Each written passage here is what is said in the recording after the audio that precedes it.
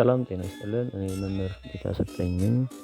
በዛሬ የጃፓኒዝ መልቲፕሊኬሽን ቪዲዮአችን ላይ ደግሞ 213 ሲባዛ በ3 በሚል ጥያቄያችንን እንሰራለን። 213ን በቋሚ መስመር እናስቀምጣለን። መጀመሪያ ሁለት ቋሚ መስመር እናደርጋለን። ትንሽ ራቅ ብለን አንድ ቋሚ መስመር፣ ትንሽ ራቅ ብለን ደግሞ 3 ቋሚ መስመር እናደርጋለን።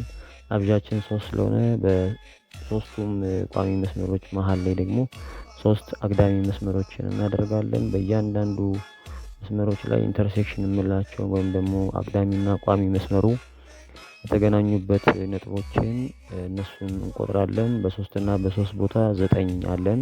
የአንድ ቤት ላይ እንጽፋለን። እሱን አንድ እና በ3 ቦታ ደግሞ 3 ነጥቦች አሉን።